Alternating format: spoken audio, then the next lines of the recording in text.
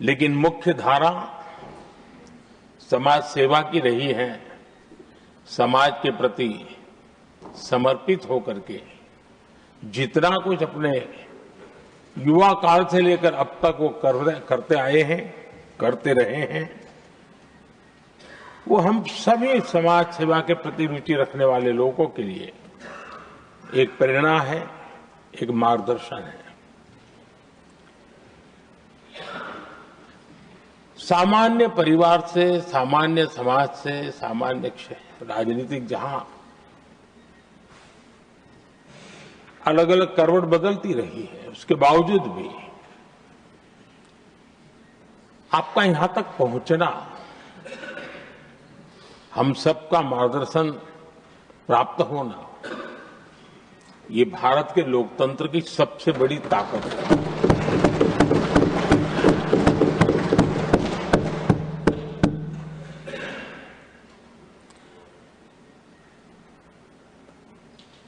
ये मेरा सद्भाग्य रहा है कि मैं आपको लंबे अरसे से परिचित रहा हूं। सार्वजनिक जीवन में साथ साथ काम करने का अवसर भी मिला है। लेकिन प्रधानमंत्री के रूप में जब मुझे यहां दायित्व मिला और जब मैंने आपको अलग अलग जिम्मेवारियां में काम करते देखा, तो मेरे मन पर अतिशय सकारात्मक भाव जगना बहुत स्वाभाविक था। क्वायर बोर्ड के चेयरमैन के रूप में हिस्टोरिकली हाईएस्ट प्रॉफिट वाली इंस्टीट्यूशन में कन्वर्ट करना, यानी आपका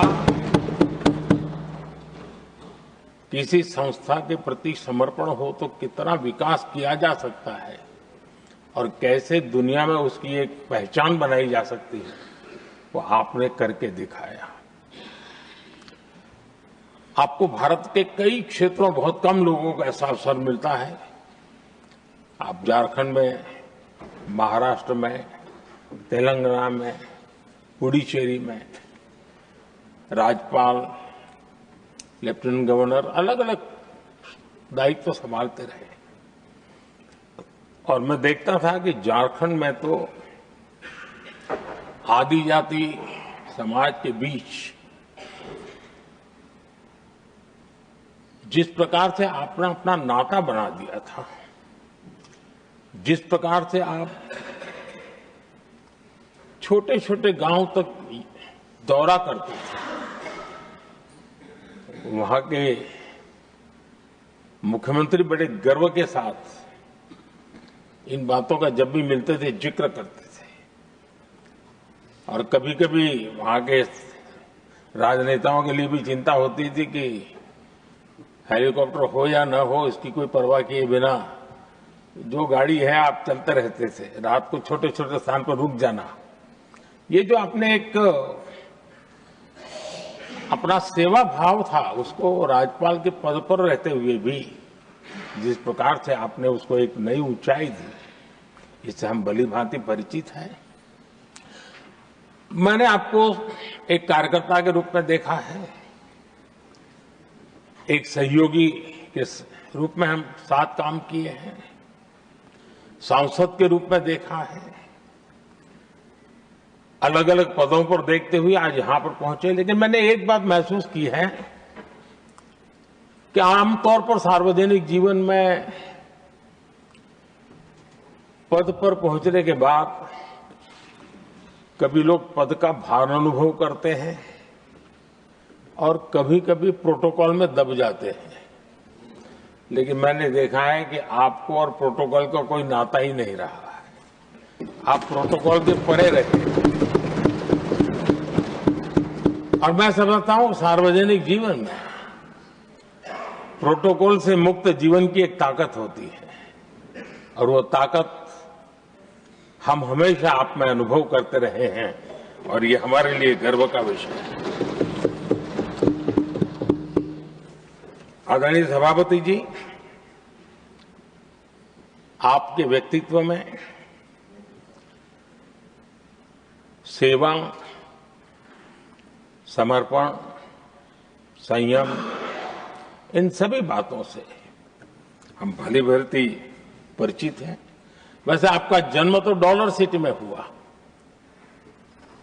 और उसकी एक अपनी पहचान है, लेकिन उसके बावजूद भी आपने अपनी सेवा का क्षेत्र अंत्योदय को चुना। आपने हमेशा एक डॉलर सिटी के भी उस तबके की चिंता की जो दबे कुचले और कुछ वंचित परिवार थे, उनकी चिंता की। आदरणीय सभापति जी, मैं उन दो घटनाओं का जरूर जिक्र करना चाहता हूं जिसको कभी मैंने आपसे, आपके परिवारजनों से भी सुना है और जिसने आपके जीवन पर बड़ा प्रभाव पैदा किया है। बाल्यकाल में अविनाशी मंदिर के तालाब में आपका डूबने की संभावनाओं के बीच की अवस्था आपके लिए हमेशा रहा है कि मैं तो डूब रहा था, किसने बचाया, कैसे बचाया पता नहीं, मैं बच गया। और उस ईश्वर ने कुछ आप पर कृपा की, इस प्रकार का भाव आपके परिवार के लोग हमेशा बताते हैं। और दूसरा जो हम सब बहुत बारीकी से जानते हैं, जब कोयम्बतूर में लाल कृष्ण आडवाणी जी का यात्रा होने वाली थी, उसके कुछ समय पहले एक भयानक बम ब्लास्ट हुआ।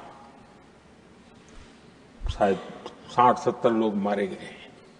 भयंकर बम ब्लास्ट था और उस समय आप बाल बाल बच गए थे। इन दोनों में जब आप ईश्वरीय शक्ति का संकेत देखते हुए अपने आप को समाज के प्रति अधिक समर्पित भाव से काम करने की जो आपने वजह के रूप में उसको कन्वर्ट किया, ये अपने आप में एक सकारात्मक सोच से बना हुआ जीवन का प्रतिबिंब है। आदरणीय सभापति जी, जो एक बात मैं जानता नहीं था लेकिन अभी मुझे पता चला, आप शायद अभी उपराष्ट्रपति बनने के बाद काशी गए थे और आपका काशी का दौरा था, तो एक सांसद के नाते स्वाभाविक रूप से मेरा मन वहां सब कुछ ठीक ठाक हो ही रहता है। लेकिन आपने वहां एक बात बताई जो मैंने सुनी, मुझे मेरे लिए नई बात थी। आपने वहां कहा कि आप वैसे तो नॉनवेज के आदी थे, लेकिन जब पहली बार आप काशी गए थे जीवन में और काशी में पूजा वगैरह की, मां गंगा को अपने आशीर्वाद प्राप्त किया मां गंगा से, और पता नहीं आपके भीतर एक संकल्प जगा और उस दिन से आपने तय किया कि आप अब नॉनवेज नहीं खाएंगे। अब ये कोई न कोई सात्विक भाव, कोई नॉनवेज खाने वाले बुरे हैं ऐसा मैं नहीं कह रहा हूं, लेकिन आपके मन में काशी की धरती पर विचार आया, तो एक सांसद के नाते मेरे लिए भी एक स्मरण रखने वाली एक घटना के रूप में मैं उसको हमेशा याद रखूंगा। भीतर कोई न कोई आध्यात्मिक भाव जो इस प्रकार की दिशा में ले जाने की प्रेरणा देता है। आदरणीय सभापति जी, छात्र जीवन से आपकी नेतृत्व सामर्थ्य रहा है। आज राष्ट्रीय नेतृत्व की दिशा में आप हम सब का मार्गदर्शन करने के लिए यहां विराजमान है, ये हम सब के लिए गर्व का विषय है। आदरणीय सभापति जी, आप लोकतंत्र के रक्षक के रूप में अपनी जवानी में, युवा अवस्था में, जब किसी को भी सरल मार्ग से जाने का मन कर जाता है, आपने वो रास्ता नहीं चुना, आपने संघर्ष का रास्ता चुना। लोकतंत्र पर आए हुए संकट के सामने मुकाबला करने का रास्ता चुना और आपने आपातकाल में एक लोकतंत्र के सिपाही की तरह जिस प्रकार से लड़ाई लड़ी, शासनों की सीमाएं थी, मर्यादाएं थी, लेकिन जज्बा कुछ और ही था। और वह उस क्षेत्र के सभी उस सब पीढ़ी के नौजवान आज भी इमरजेंसी के खिलाफ की आपकी जो लड़ाई थी, लोकतंत्र के लिए आपका संघर्ष था, उसमें आपने जन जागृति के जो विविध कार्यक्रमों को अपनाया था, लोगों को जिस प्रकार से आप प्रेरित करते थे, वे हमेशा हमेशा के लिए लोकतंत्र प्रेमियों के लिए एक प्रेरणा देने वाली घटना रही। आप एक अच्छे संगठक रहे हैं, मैं भली भांति जानता हूं। आपने संगठन में जो भी दायित्व संभालने का अवसर आया, आपने उस जिम्मेवारी को चार चांद लगा दिए, अपने परिश्रम से लगा दिए। आपने हमेशा सबको जोड़ने का प्रयास किया, नए विचारों को स्वीकार करने का प्रयास किया, नई पीढ़ी को अवसर देने का प्रयास किया। ये हमेशा संगठन में आपके कार्य की विशारत रही।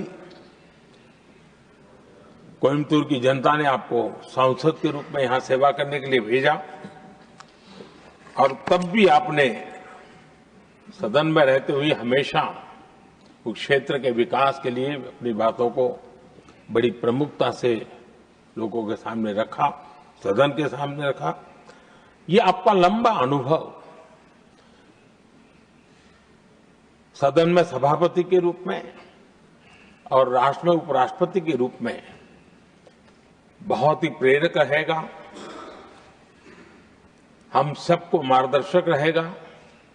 और मुझे पूरा विश्वास है कि मेरी तरह इस सदन के सभी सदस्य इस गौरवपूर्ण पल को जिम्मेवारियों के साथ आगे बढ़ाएंगे।